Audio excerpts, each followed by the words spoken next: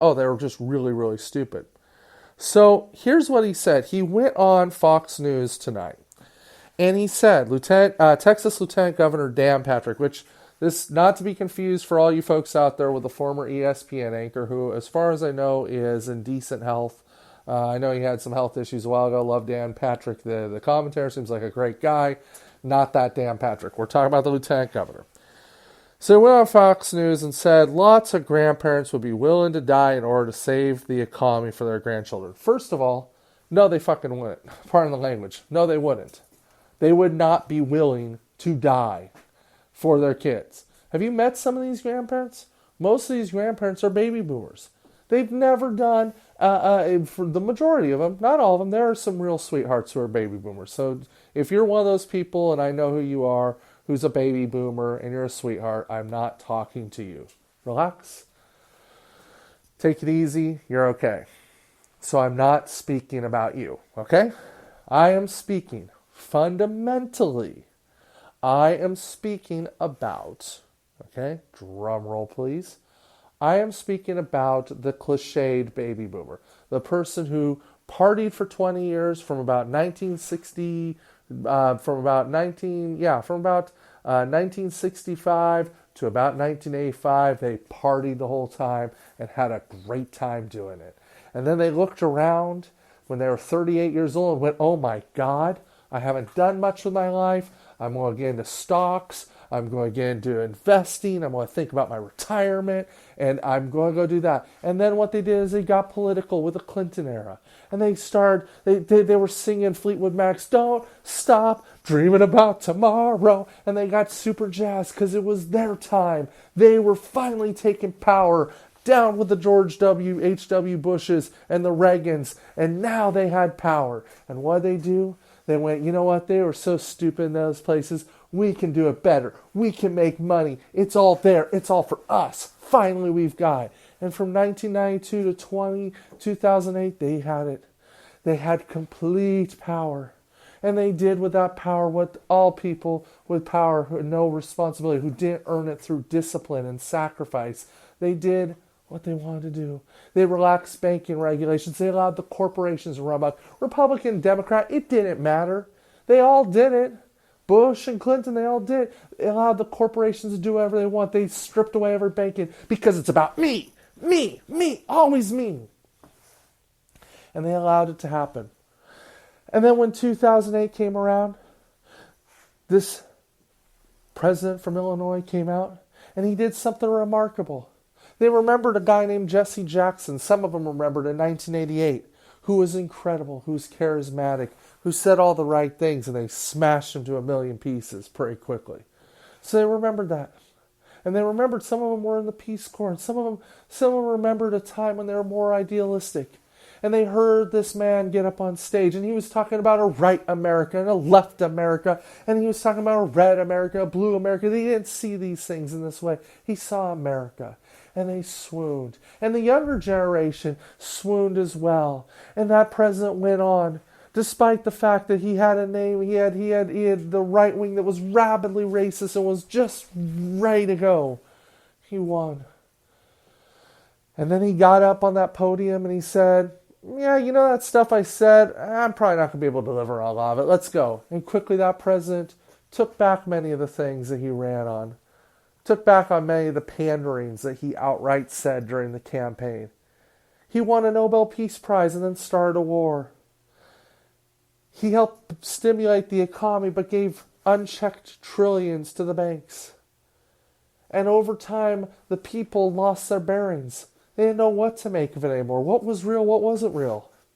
Because, after all, anytime something went wrong with the economy, the bankers just got an open checkbook to have assets printed, to have money printed and treasury bonds purchased. And nobody for years could figure out. And if you were somebody who had a sane rationale, if you were somebody who talked and thought about this, you were scorned. You were treated like you were a bozo. And they said, get out of here. You're not with it. The economy's all better. Didn't you hear the president say it's all better? But there were some of us who watched what happened.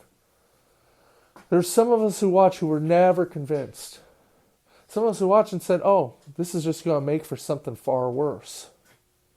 And so that baby boomer generation, they looked around, they saw Obama, and they saw their 401ks come back to life, and they didn't care. As long as they were taken care of, it was fine. And then in 2016, they had a choice.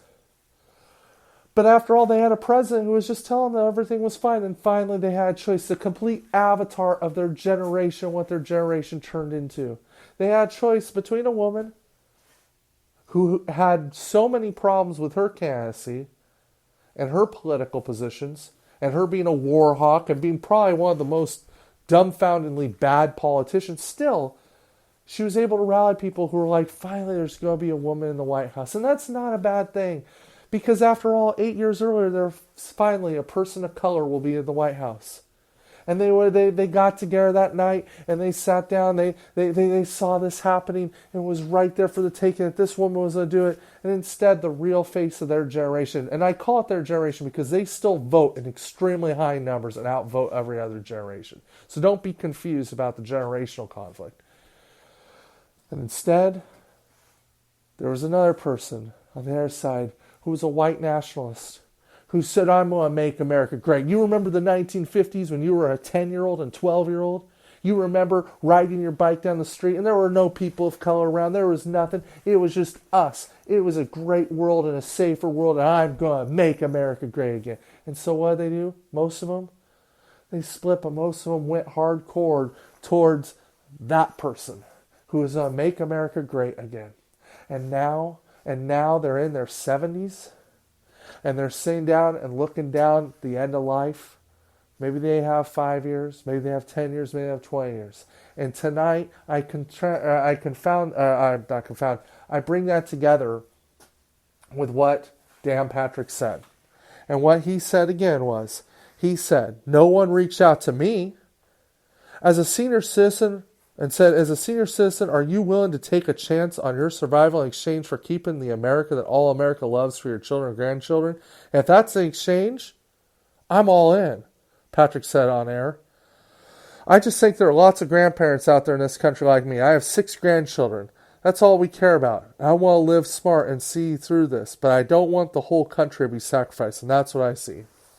Well, go ahead, Dan. No one's stopping you. Shit, no one's stopping you. You can go make that choice for yourself. Go ahead. Sacrifice it. It's not going to cure the coronavirus. And by the way, which we're seeing more and more young people getting attacked, but you don't believe in that because you want the narrative. You think that if it was simple as if you think it was as simple as having old people pass away, that would solve it? You think that was a choice? You don't think this country, first of all, it never happened because of what I just laid out. That generation still votes. So good luck with that. It's not even a political point. And I'm not an okay boomer type person because that caricature of boomers, that stereotype, it isn't the full story. There are plenty of people who don't fit into that mold. Plenty of people don't fit in that mold. But I'm here to tell you, this isn't about somebody willfully taking... I mean, the fact that man could get a job anywhere in the government is baffling to me. You have to be profoundly stupid to put that forward, that political opinion. And who's that opinion rallying? Are there senior citizens going, oh great, he's telling me I should die for my grandkids? No. There's no one saying that. So I see something like that that's so illogical and so poorly thought out. And there's no 4D chess going on here. Some of you out there will say, well, Toby, that he's trying to appeal to this person, that person. No, he's just stupid. It's just sometimes you just got to call something what it is. It's just a stupid statement. There's no 4D chess. There's no he's got some secret mastermind thing that I don't know about. There's none of that. He knew what he was saying. He knew why he was saying. He went out to say it. And bless his heart. Because it's profoundly stupid. And it makes Donald Trump look smart. And when you see it, that's the intellectual rot that is going on. When you see that that's the stuff that's going on. When you have politicians openly in a time of pandemic crisis saying that type of stupid stuff with it. And you're not angry about it. Bless you. Because I don't know how I would live with myself. So folks, let's just kind of look ahead here to tomorrow and the next day. First of all, I'm going to transition out of that. That's my whole Lieutenant Governor Dan Patrick. Just not helpful. Not helpful. I should come up. I should come up with an award for folks like that, and lionize those people who are really helping. Before I get out of here, and it's now dropped 2 degrees since I've been in here. So before I get out of here, I just want to say this. Look, there is some bright sparks on the horizon. Tonight I didn't take part. I was supporting a town hall that Margot Black, who is running for city council here in the Portland, Oregon area, she put together a really wonderful virtual town hall. And I love it because, yes, of course it's for her campaign, but she's doing everything in her power to bring people together. And bless her heart. Because this is what we need. We need to be getting together in these circles and having real conversations about it. And we need to stop listening to these yahoos. The Republicans or Democrats, and they can all have reasons. And some of you out there listening to this podcast, you're going to be inspired by those reasons. If you want to be inspired by it, great. Good for you. Be inspired. Go have at it. I'm not inspired. I'm angry about this. People are getting hurt. And if we stay unorganized and we stay without purpose, without initiative, we do those things and we allow these jackals to figure it out, they're always going to cut towards the businesses and corporations. And they'll come up and what they'll do is that when they get ready to campaign and the Democrats are in the ballot this fall, they'll say, did you remember back in the spring when the coronavirus was going and we stood up to hold Wall Street accountable? And it's a show. It's a show. Because here's the deal. I would love that a lot more if I saw that consistency coming out, but I oftentimes don't.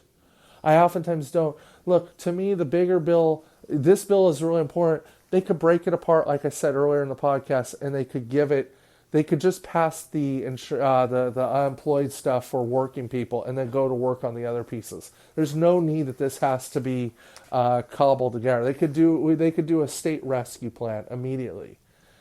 Which that's the other thing that we're going to have. We're going to have a rebound effect. So I guess let me just finish up by saying that there's a lot of smoke and mirrors. There's a lot of insincerity in what I'm seeing. We have to be organized among ourselves. And so when things like what Margot put together and what her campaign put together, when they put those stuff together and allow us to talk and to communicate with each other to the best that we can, that's power. That is really powerful. And I really appreciate it because those efforts are going to be what helps people survive. Anyways, folks, I've taken up so much of your evening. If you've listened to this podcast, if you're listening to it months or weeks from now, that's awesome. It means I did a good job in promoting it long after the point. But just understand this. It's a trying time as this Monday. I'm hopeful that as the days go on, it'll get easier. But over the last 2 weeks, things have got harder. Thanks again for your time, and have a wonderful evening.